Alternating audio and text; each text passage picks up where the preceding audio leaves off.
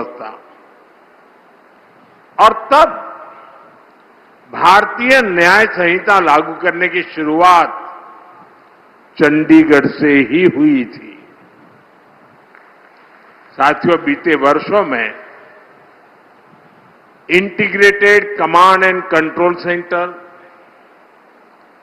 Smart traffic management, smart parking और digital governance Chandigarh को hi tech बनाने के लिए ऐसे कितने ही प्रोजेक्ट्स पर काम हुआ है। 2,500 करोड़ से ज्यादा रुपए इस मिशन में खर्च हुए हैं। आज भी यहां हेल्थ, एजुकेशन और इंफ्रास्ट्रक्चर से जुड़े विकास के कई काम शुरू हो रहे हैं। मैं इनके लिए सभी चंडीगढ़ वासियों को बधाई देता हूं। साथियों, यहां आने से पहले मैं हरियाणा के जिंद में था और यहां से इसके बाद मुझे पंजाब के विकास कार्यों के लिए जालंधर जाना है। इन दोनों कार्यक्रमों के बीच आज ये चंडीगढ़ का कार्यक्रम हो रहा है, क्योंकि हमारा चंडीगढ़ हरियाणा, पंजाब, हिमाचल इस पूरे क्षेत्र को जोड़ता है। चंडीगढ़ के विकास से चंडीगढ़ के लोगों का जीवन तो बदलता ही है, साथ ही हरियाणा, हिमाचल, पंजाब और जम्मू कश्मीर के लोगों को भी इससे बहुत लाभ होता है। चिकित्सा सेवाओं के लिए तो चंडीगढ़ इस पूरे क्षेत्र में एक बड़ा हब है। साथियों, जब मैं चंडीगढ़ रहता था तो मुझे कई बार पीजीआई जाना होता था। और कारण क्या? तो कोई न कोई हमारे साथी या उनका परिवार, चाहे जम्मू कश्मीर का हो, पंजाब का हो, हिमाचल का हो, हरियाणा का हो, कोई न कोई बीमार यहां आते थे तो मेरा मिलने जाना बड़ा स्वाभाविक रहता था। और इसलिए मुझे पता है कि पूरे क्षेत्र के लोगों के लिए ये आरोग्य की दृष्टि से एक बड़ा महत्वपूर्ण केंद्र रहा है। साथियों, आज यहां चंडीगढ़ पीजीआई में एडवांस हेल्थ केयर फैसिलिटीज का विस्तार हो रहा है। यहां advance neuro science centre, advance mother and child centre और क्रिटिकल केयर हॉस्पिटल ब्लॉक, ये प्रोजेक्ट्स लाखों लोगों को इलाज की और बेहतर सुविधा देंगे। मुझे याद है 2015 में मैं चंडीगढ़ पीजीआई के दीक्षांत समारोह में आया था और मुझे खुशी है कि आज मुझे वर्चुअली भी वहां के सब पुराने साथियों से मिलने का अवसर मिल रहा है। तब से अब तक इस दशक में पीजीआई की क्षमताओं में बड़ा विस्तार हुआ है। मैं पीजीआई चंडीगढ़ के मैनेजमेंट की, यहां के प्रोफेसर्स और युवा डॉक्टर्स की सराहना करता हूं, उन्हें अपनी शुभकामनाएं देता हूं। साथियों, जब हम स्वास्थ्य की बात करते हैं तो हम सब जानते हैं कि इसमें स्वच्छता की कितनी बड़ी भूमिका है। और इसलिए जब हमारी सरकार बनी थी तब हमने देश के लिए स्वच्छ भारत मिशन लॉन्च किया था। देश में करोड़ों शौचालय बनाए गए, भारत को खुले में शौच से मुक्त कराया गया, सार्वजनिक स्थानों की स्वच्छता के लिए अभियान चलाए गए, सफाई हमारी जीवन शैली का हिस्सा बने, इसके लिए अलग अलग इनिशिएटिव शुरू किए गए। हमारे शहरों की स्वच्छ भारत रैंकिंग इसी प्रयास का हिस्सा है और चंडीगढ़ इसमें बेहतर प्रदर्शन का प्रयास भी करता रहता है। साथियों, मैं आज चंडीगढ़ के रिटायर्ड आईपीएस अधिकारी इंद्रजीत सिंह सिद्धू जी की भी सराहना करना चाहूंगा। उनकी पहचान ब्रूम वॉरियर की बनी हुई है। उन्होंने चंडीगढ़ में स्वच्छता को लेकर एक नई अलख जगाई है, लोगों को प्रेरित किया है। इसके लिए हमारी सरकार ने उन्हें इस साल पद्म सम्मान से भी सम्मानित किया है। साथियों, स्वच्छता कोई एक दिन का काम नहीं है। स्वच्छता तो जीवन जीने का तरीका है। और मुझे खुशी है कि स्वच्छता को आज के इस कार्यक्रम से भी जोड़ा गया। आज यहां स्वच्छता से स्वागत इस पहल के तहत विशेष सफाई अभियान चलाया गया। और मैं देख रहा था सोशल मीडिया में सारे लीडर लोग भी और जनता जनार्दन भी सफाई के काम में लगी थी। देश के अंदर एक खुशी का माहौल था इस सारी चीजों को देख करके। चंडीगढ़ के सभी भाई बहनों को मैं इस पहल के लिए व्यक्तिगत रूप से बड़े गर्व के साथ आप सबको बधाई देता हूं। साथियों, स्वच्छता के ऐसे अभियान देश में अनेक रोगों की रोकथाम में बहुत मददगार साबित हुए हैं। साथियों, एक समय था भारत के हेल्थ सेक्टर पर पूरी दुनिया चिंता जताती थी। किसी बड़ी आपदा का अंदेशा होता था तो लोग सवाल उठाने लगते थे कि भारत में क्या होगा। कोरोना के समय में हमने देखा है कि कैसे भारत ही विश्व की चिंताओं का केंद्र था। लेकिन हमारी सरकार ने भारत का सामर्थ्य भी बदला और विश्व का नजरिया भी बदला। जब कोरोना महामारी आई तो भारत मदद मांगने वाला देश नहीं था, बल्कि भारत दुनिया को मदद भेज रहा था। आज कितने ही देशों से लोग गंभीर बीमारियों के इलाज के लिए भारत आते हैं। भारत मेडिकल टूरिज्म का बड़ा डेस्टिनेशन बनकर उभर रहा है। साथियों, ये बदलाव पिछले 12 वर्षों की ईमानदार कोशिशों और नीतियों का परिणाम है। 12 साल पहले हमने संकल्प लिया था, हमारे देश के लोग स्वास्थ्य सेवाओं के अभाव में नहीं जिएंगे। हमारे देश के लोगों को इलाज की बेहतर सुविधाएं मिलेगी और कम कीमत में मिलेगी। पिछले 12 वर्षों की देश की सफलता इसी संकल्प का परिणाम है। बीते वर्षों में भारत ने अपने हेल्थ केयर इंफ्रास्ट्रक्चर का तेजी से विस्तार किया है। 2014 के बाद देश में 15 नए एम्स को मंजूरी दी गई है। आज देश के अलग अलग हिस्सों में नए एम्स काम कर रहे हैं। देश भर में सैकड़ों नए मेडिकल कॉलेजों की स्थापना की गई है। कैंसर जैसी गंभीर बीमारियों के इलाज के लिए स्पेशलिटी हॉस्पिटल्स की संख्या भी बढ़ी है। यहां चंडीगढ़ में भी होमी भाभा कैंसर हॉस्पिटल बना है, यहां से थोड़ा दूरी पर। 2022 में मुझे इसके लोकार्पण का अवसर मिला था। आज हॉस्पिटल हजारों मरीजों की सेवा कर रहा है। साथियों, गांव-गांव में प्राइमरी हेल्थ केयर सुविधाओं के विकास पर भी ध्यान दिया जा रहा है। हर स्तर पर हेल्थ सिस्टम मजबूत हो, इसके लिए Ayushman Bharat health infrastructure mission शुरू किया गया है। इसके तहत देश भर में critical care blocks, integrated public health labs और पब्लिक हेल्थ यूनिट जैसी सुविधाओं का नेटवर्क तैयार हुआ है।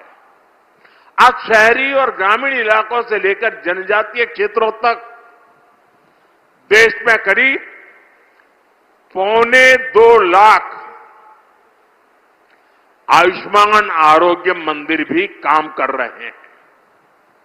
आरोग्य मंदिरों में प्राइमरी इलाज की सुविधाएं तो है ही, साथ ही 12 अलग अलग हेल्थ पैकेज सर्विस भी यहां मिल रही है। इनमें करोड़ों लोगों की ब्लड प्रेशर और डायबिटीज जैसी बीमारियों की स्क्रीनिंग हुई है। साथियों, हमारी सरकार तकनीक के जरिए भी इलाज को सुगम बना रही है। हमने ई संजीवनी मिशन के जरिए टेलीमेडिसिन की सुविधा शुरू की। इसके तहत आज देश में 48 करोड़ से ज्यादा टेलीमेडिसिन कंसल्टेशन हो चुके हैं। दूर सुदूर इलाकों से भी लोग बड़े अस्पतालों से डॉक्टर से परामर्श कर रहे हैं। साथियों, स्वास्थ्य सेवाओं के इस विस्तार की वजह से आज देश में 90% से अधिक इंस्टीट्यूशनल डिलीवरी हो रही है। हमारे यहां माता मृत्यु दर में 86% की कमी आई है और शिशु मृत्यु दर में भी बड़ी गिरावट आई है। साथियों, बीमारी के इलाज के साथ ही आज उतना ही फोकस प्रिवेंटिव हेल्थ केयर पर भी है। पोषण अभियान, mission Indradhanush, yoga, HPV vaccination, you win platform, ऐसे कई अहम प्रयासों के कारण करोड़ों लोगों का जीवन सुरक्षित हो रहा है। साथियों, हमने देश को टीबी मुक्त बनाने का संकल्प भी लिया है। इसके लिए टीबी मुक्त भारत अभियान चलाया जा रहा है। जन भागीदारी के जरिए जन जन को जागरूक किया जा रहा है। समय से टीबी की स्क्रीनिंग कराई जा रही है। मरीजों को इलाज मुहैया कराया जा रहा है। इसी का परिणाम है आज देश में टीबी का ट्रीटमेंट कवरेज 90% से ज्यादा हो गया है। पिछले साल आई WHO की रिपोर्ट के मुताबिक 10 वर्षों के भीतर भीतर टीबी संक्रमण भी 21% कम हुआ है। इन प्रयासों का सबसे बड़ा लाभ देश के गरीब को हो रहा है। इसका लाभ हमारे मिडिल क्लास को हो रहा है और ज्यादा लाभ हमारी माताओं बहनों को हो रहा है, क्योंकि माताएं बहनें परिवार के काम को प्राथमिकता देती हैं। बीमारी को सहन करना ये माताओं बहनों ने जैसे अपना एक संस्कार बना दिया है।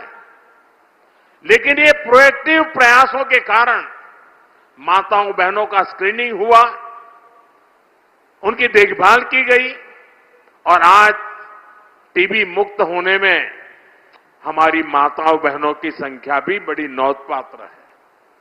भारत में हेल्थ सर्विसेज अब प्रिविलेज नहीं, आज हेल्थ सर्विसेज देश के सामान्य नागरिक का अधिकार बन रही है। साथियों, हेल्थ सेक्टर पर सरकार के फोकस का बहुत बड़ा लाभ भारत के युवाओं को भी हुआ है। हमारे युवा डॉक्टर इस बात से परिचित होंगे, पहले डॉक्टर बनने का सपना कितना मुश्किल होता था। युवाओं को डॉक्टर बनने के पर्याप्त मौके ही नहीं मिलते थे, क्योंकि मेडिकल सीटों और मेडिकल कॉलेजों की संख्या बेहद कम थी। हमने इस परिस्थिति को भी बदला है। आज देश में मेडिकल कॉलेजों की संख्या लगभग दोगुनी हुई है। एमबीबीएस और पोस्ट ग्रेजुएट सीटों में रिकॉर्ड बढ़ोतरी हुई है और अब तो चंडीगढ़ पीजीआई में भी एमबीबीएस कॉलेज को मंजूरी दे दी गई है। जल्द ही यहां भी एडमिशन शुरू हो जाएंगे। इससे देश के कितने प्रतिभाशाली युवाओं को ऐसे टॉप इंस्टीट्यूट में पढ़ने का मौका मिलेगा। देश को बड़ी संख्या में बेस्ट डॉक्टर्स मिलेंगे। साथियों, चंडीगढ़ एक ऐसा शहर है जहां एजुकेशन, इंजीनियरिंग, मेडिकल साइंस और रिसर्च से जुड़े बड़े संस्थान एक साथ मौजूद है। बहुत कम शहरों के पास ऐसा सामर्थ्य होता है। आने वाले समय में यही संस्थान नई टेक्नोलॉजी, हेल्थ केयर, स्टार्टअप्स और इनोवेशन के बड़े केंद्र बन सकते हैं। आज एजुकेशन से जुड़ी कई महत्वपूर्ण परियोजनाएं भी इस यात्रा को नई गति दे रही है। पंजाब इंजीनियरिंग कॉलेज में Kurukshetra boys hostel and mess का उद्घाटन हुआ है। सेक्टर 46 के गवर्नमेंट कॉलेज के लिए नया हॉस्टल भी तैयार हुआ है। रिसर्च स्कॉलर्स हॉस्टल की नींव भी रखी गई है। हमारा प्रयास है कि हमारे युवाओं को रिसर्च के लिए बेहतर लैब्स, बेहतर फैकल्टी मिले। जब रिसर्च का माहौल मजबूत होगा तब इनोवेशन भी तेज होगा। Artificial intelligence, semiconductor, advance manufacturing और डीप टेक, ऐसी सभी टेक्नोलॉजी में हमें भारत को आगे लेकर जाना है। मुझे पूरा विश्वास है कि चंडीगढ़ के एजुकेशन इंस्टीट्यूट्स, यहां के शिक्षक और यहां के युवा इस दिशा में महत्वपूर्ण भूमिका निभाएंगे। साथियों, इंफ्रास्ट्रक्चर का विकास किसी भी देश की आर्थिक प्रगति का रोडमैप होता है। इसलिए पहली बार देश में इंफ्रास्ट्रक्चर को होलिस्टिक अप्रोच के साथ विकसित किया जा रहा है। आज चंडीगढ़ में कनेक्टिविटी को लेकर भी कई शुभारंभ हुए हैं। आईटी सिटी से कुराली तक 6 लेन वाले ग्रीनफील्ड हाईवे का उद्घाटन हुआ है। इससे एयरपोर्ट रोड पर दबाव कम होगा। मोहाली और खरड़ के लोगों को जाम से राहत मिलेगी। अंबाला चंडीगढ़ ग्रीनफील्ड हाईवे से PR-7 स्पेस पर इसकी आधारशिला भी रखी गई है। ऐसे सभी विकास कार्यों से उद्योग और कारोबार को गति मिलेगी। हमारे चंडीगढ़ में ईज ऑफ लिविंग और बेहतर होगी।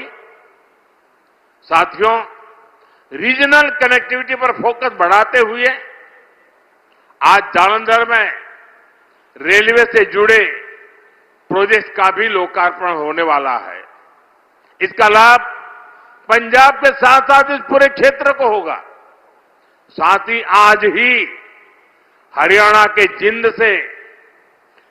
से सोनीपत के लिए देश